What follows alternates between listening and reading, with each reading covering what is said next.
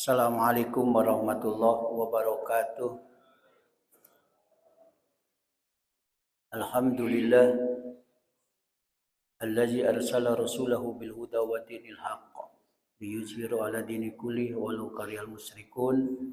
Asyhadu an la ilaha illallah wahdahu la syarikalah wa asyhadu anna Muhammadan abduhu wa rasuluh. Allahumma shalli ala Muhammad wa ala ali Muhammad amma ba'd. A'udzu billahi minasyaitonir rajim. Bismillahirrahmanirrahim. Walamma barazu li Jaluta wa junudih qalu rabbana afrigh alaina sabran wastabbit aqdamana wansurna 'alal qaumil kafirin fahazamuhum biiznillah wa qatala Dawudu Jaluta wa atahullahul mulka wal hikmata wa 'allamahu mimma yasha walaula daqullahin nasa ba'dahum bi ba'din lafasadatil ardu walakinallaha zu fadlin 'alal 'alamin. Tilka ayatullahi natluha 'alaika bil haqq wa innaka laminal mursalin. Tatkala Jalut dan tentaranya telah tampak oleh mereka, maksudnya oleh Talut dan yang lainnya, mereka pun berdoa, ya Tuhan kami, tuangkanlah kesabaran atas diri kami dan kokohkanlah pendirian kami dan tolonglah kami terhadap orang-orang kafir. Mereka tentara Talut mengalahkan tentara Jalut dengan izin Allah. Dan dalam peperangan itu Daud membunuh Jalut. Kemudian Allah memberikan kepadanya, maksudnya kepada Daud, kerajaan dan hikmah dan mengajarkan kepadanya apa yang dikehendakinya. Seandainya Allah tidak menolak keganasan sebagian manusia dengan sebagian yang lain, pasti rusaklah bumi ini. Tetapi Allah mempunyai karunia yang dicurahkan atas semesta alam. Itu adalah ayat-ayat Allah. Kami bacakan kepadamu dengan hak, dengan benar, dan sesungguhnya kamu benar-benar salah seorang di antara nabi-nabi yang diutus. Panjang, cukup panjang. Kangku Bapak Ibu-ibu rahimakumullah, sebelumnya kami ucapkan selamat Hari Raya Idul Fitri. Meskipun terlambat. Ini cerita tentang dua pasukan. Satu Jalut, dua Talut. Jalut ini perlu diketahui adalah jagoannya Palestina. Jagoannya Palestina. Premannya Palestina, itu Jalut. Menurut sejarah, setelah Palestina itu ditinggalkan oleh Musa,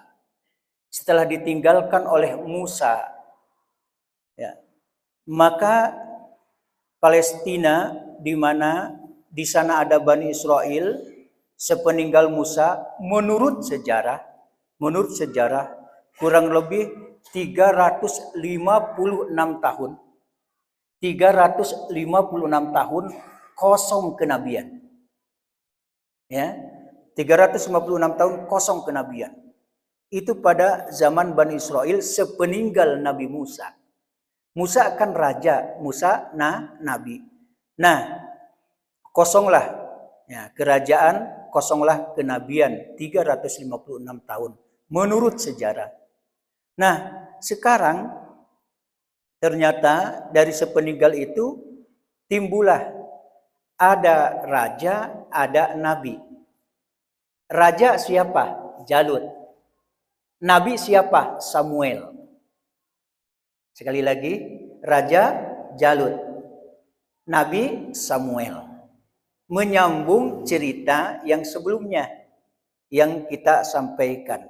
Sekarang karena ini pertarungan yang sangat luar biasa antara tentara Jalut yang jumlah pasukannya sangat banyak, pengikutnya sangat banyak, sementara Talut sedikit.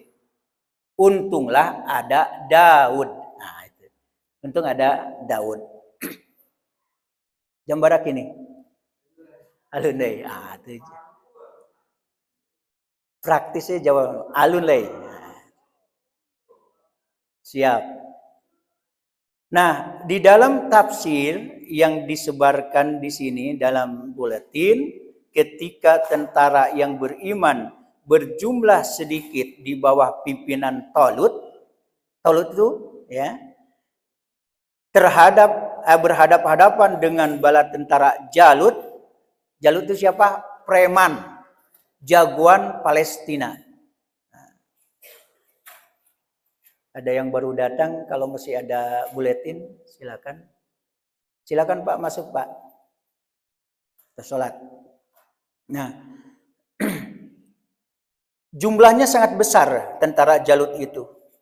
Maka karena berhadapan dengan jumlah yang sangat banyak, Talut bersama teman-temannya sepakat berdoa seperti doa ini. Qalu, ini jumlahnya banyak. Kalau sedikit, tafadhol Pak Haji, silakan Pak Haji masuk. Jika berlebih dapat buletin. Asalnya kola, satu orang. Dua kola, banyak kolu. Berarti mereka. Apa kata mereka? Rabbana, ya Rabb kami, afrig alaina sabron. Tuangkanlah kepada kami kesabaran. Apa artinya? Curahkan saja seperti curah dan derasnya air hujan. Mengalir begitu. Artinya, nan salamoko ndak sabar, sabarkanlah kami itu. Curahkanlah kepada kami kesabaran.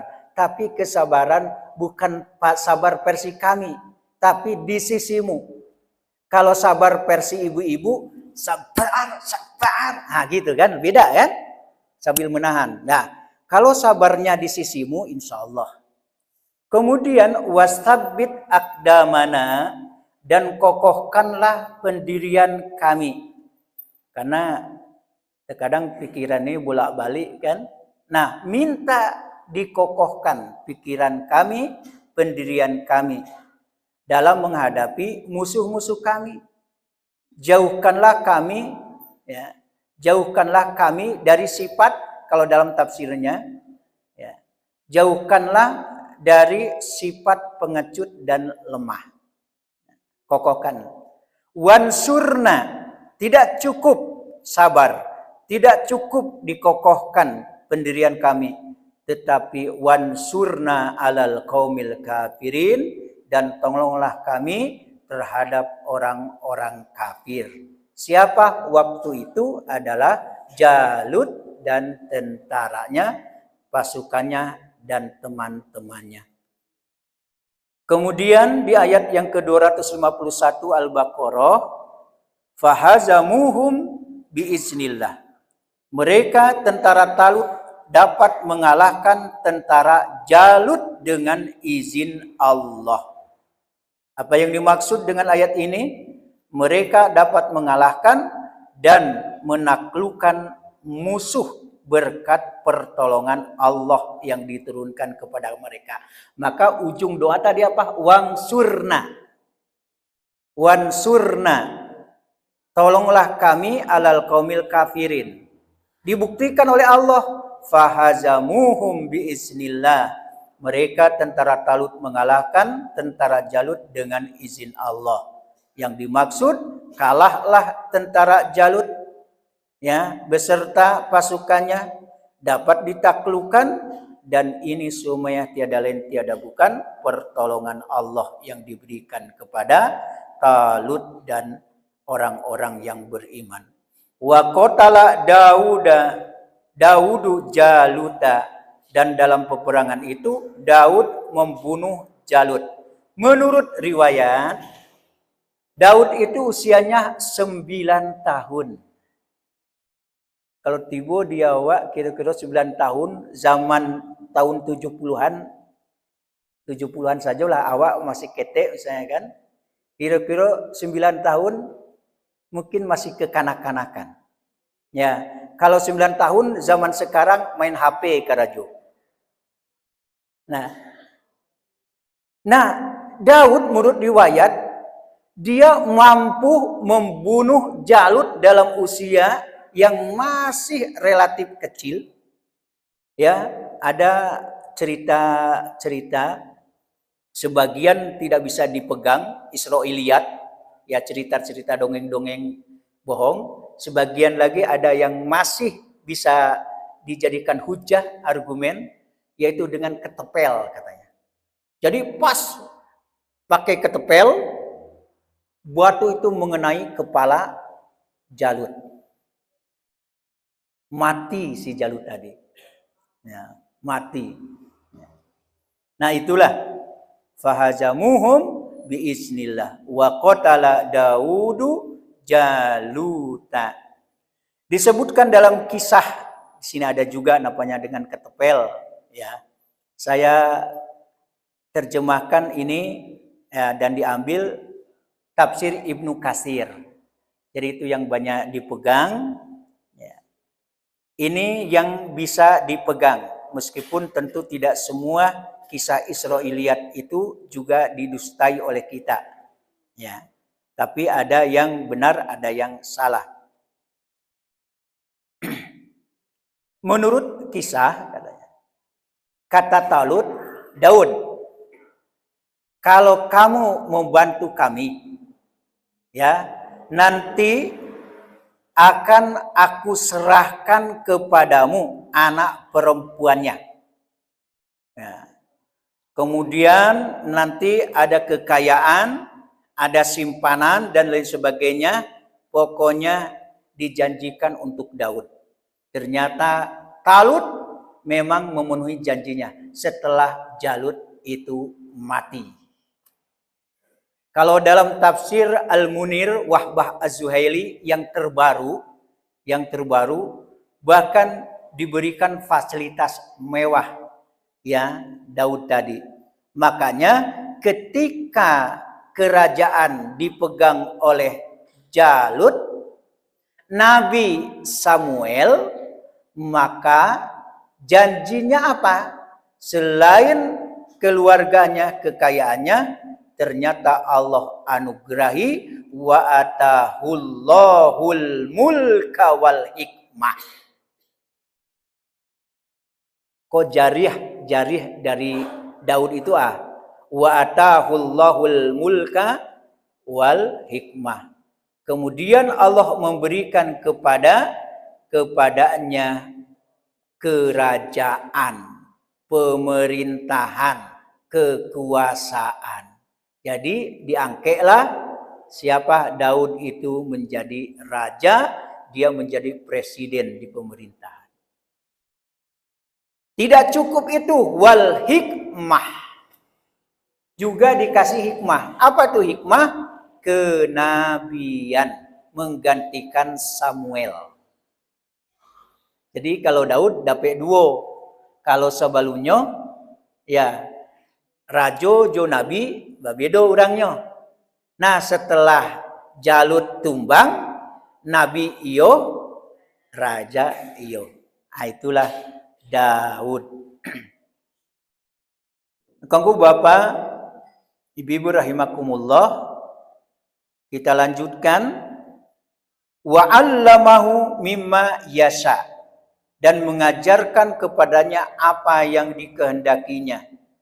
Artinya segala sesuatu yang dikehendaki oleh Allah seperti ilmu itu khusus diberikan kepada Daud. Kalau di dalam ayat-ayat yang lain, kami lebihkan di antara hamba-hambanya dan kebanyakan orang terhadap Sulaiman dan Daud. Apa salah satu ilmu yang diajarkan dan diberikan Allah kepada Daud. Mampu membuat baju besi untuk mencegah waktu peperangan. Jadi dia membuat baju besi itu dengan tangan kosong Nabi Daud. Jadi tunduk saja besi itu kepada Daud. Apa mau Daud? Mau dijadikan saku bajunya bisa dengan tangannya. Ya, bara panjang lebar, ya, kalah Pak Edi Katerina. Ya, ada Edi Katerina. Alai. Ya, tidak perlu pakai jahit-jahit. Dia menurut kemampuan tangan yang diizinkan oleh Allah, itu mukjizat yang diberikan kepada keturunannya. Bahkan bukan Nabi Sulaiman saja yang mengerti bahasa burung, Daud pun mengerti bahasa burung. Dan memang keturunan daripada Daud itu memang hebat-hebat. Contoh Nabi Sulaiman mengerti bahasa burung, mengerti bahasa semut, mengerti bahasa jin, dan bisa memerintahkan jin untuk mengambil kekayaan di dasar lautan dan bisa membantu membangun istana. Luar biasa. Walaula daqqullahin nasa ba'dahum bi ba'din la fasadatil ardh. Seandainya Allah tidak menolak keganasan sebagian manusia dengan sebagian yang lain, pasti rusaklah bumi ini. Seandainya Allah tidak membela suatu kaum dari keganasan kaum yang lain, termasuk para musuh yang neko-neko, yang jahat, yang suka merekayasa, tidak membelanya, termasuk pada itu waktu itu adalah pada kaumnya Bani Israel, melalui perang mereka bersama Talut didukung oleh Daud, hancurlah dan binasalah. Ternyata Allah kirimkan Talut, Allah kirimkan juga Daud. Nanti kalau ingin cerita Jalut dan Talut juga bisa dilihat di dalam surah Toha. Toha. Ada ikonik Al-Quran di Islamic Center itu, ya, itu adalah tentang pertarungan antara Jalut dan Talut di surah Toha. Di ayat yang ke-20. Nanti pulang dari sini, buka Al-Quran bagi yang tidak sibuk. Bagi yang sibuk, nanti kapan saja, Toha di ayat yang ke-20. Ada cerita tentang Jalut dan Talut. Walaula dabqullahin nasa ba'dahum bi ba'din, di dalam surah Al-Hajj ayat yang ke-40, la hudimat sawami'u, dan selanjutnya, dan sekiranya Allah tiada menolak keganasan sebagian manusia dengan sebagian yang lain, tentulah telah dirobohkan biara-biara Nasrani, gereja-gereja, rumah-rumah ibadah orang Yahudi, serta masjid-masjidnya orang Islam yang di dalamnya banyak disebut nama Allah. Dengan kehendak Allah, Allah selamatkan bumi ini dari kedurjanaan, kekafiran, kemusyrikan, dan kejahatan orang-orang kafir dan musyrik. Itu izin Allah. Kemudian walakin Allah zu fadlin alal alamin. Akan tetapi Allah mempunyai karunia atas semesta alam. Atas semesta alam. Dialah yang memberikan karunia, dialah yang memberikan rahmat kepada mereka. Dengan sebagian di antara mereka, maka tertolaklah keganasan sebagian yang lain. Baginya lah keputusan, bagi Allah lah hikmah, hujjah, alasan, argumen atas makhluknya dalam semua perbuatan ucapannya. Maka Dikatakanlah dalam ayat selanjutnya Al-Baqarah 252, tilka ayatullah. Itu adalah ayat-ayat Allah, natsluha alaika, di mana ayat tadi kami bacakan kepadamu. Yang dimaksud ini adalah kepada Nabi terakhir Nabi Muhammad, bil haq, dengan benar. Wa innaka laminal mursalin, dan sesungguhnya kamu benar-benar salah seorang di antara nabi-nabi yang diutus. Yang dimaksud adalah Nabi Muhammad. Kenapa ini dikisahkan oleh Allah? Cerita tentang Bani Israel, cerita tentang Nabi Musa dan nabi-nabi sebelumnya, cerita tentang pertarungan, cerita tentang peperangan, karena nampaknya sudah menjadi makanan manusia nampaknya. Sejak manusia pertama ada Nabi Adam, kedua anaknya sudah berselisih. Coba. Sampai 2025. Memang sudah ada nampaknya. Sebenarnya menurut surah Yusuf. Nah, diingat-ingat surah Yusuf. Ya.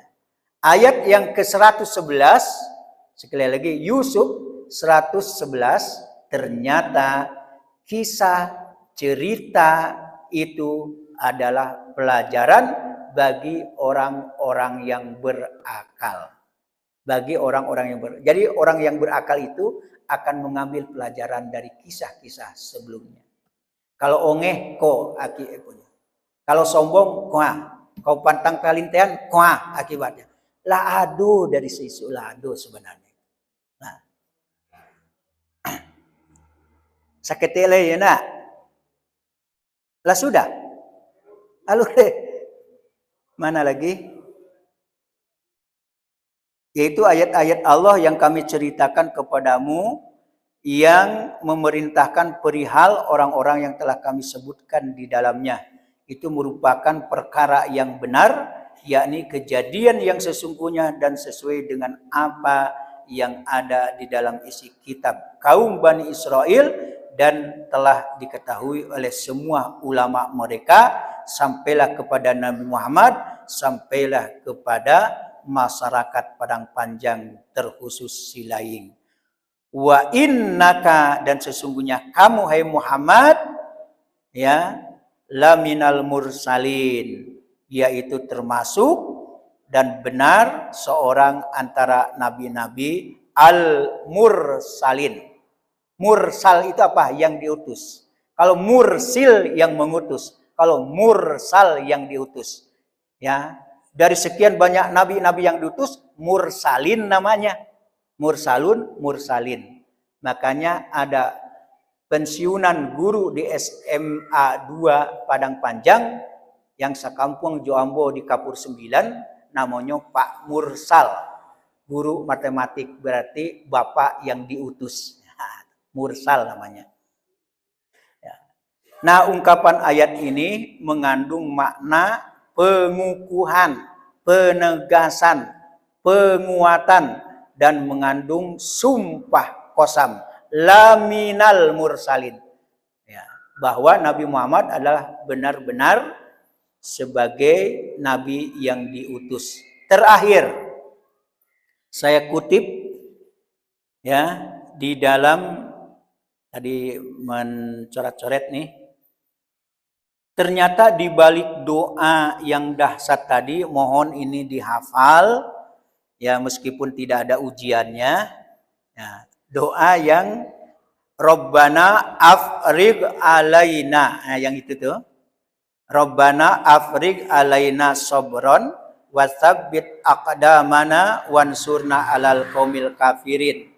Menurut tafsir yang lain, doa ini doa yang luar biasa dalam situasi yang sangat menegangkan, sangat mengancam, tidak masuk ke ranah kemampuan kita, tetapi ternyata dengan doa sanggup meruntuhkan dan menghempaskan para durjana. Maka doa ini satu, mengandung kecerdasan. Dua, mengandung kebijaksanaan. Tiga, mengandung kesabaran. Yang keempat, mengandung keteguhan. Ya, kemudian final dan finishnya adalah mendapatkan kemenangan. Jadi kalau ingin mendapatkan kebijaksanaan, kecerdasan, kesabaran, keteguhan, dan kemenangan, jangan lupa doa ini dipanjatkan karena Allah. Ya, tidak usah minta-minta ke kuburan itu. Biarpun yang dikubur itu dulu yang dikuburkannya wali, biarpun orang-orang soleh, buya, ustadz, ulama, yang jelas minta ke kubur itu adalah syirik. Tidak terbayang oleh kita, sekiranya kita meminta ke kubur, lantas ada suara dalam kubur, bagaimana kira-kira? Tunggu sebentar, saya pikirkan permintaanmu. Itu dalam kubur terdengar suara. Saya yakin lari pontang-panting kita. Ya, makanya minta itu kepada Allah. Terima kasih. Assalamualaikum warahmatullahi wabarakatuh. Subhanakallahumma wa bihamdika.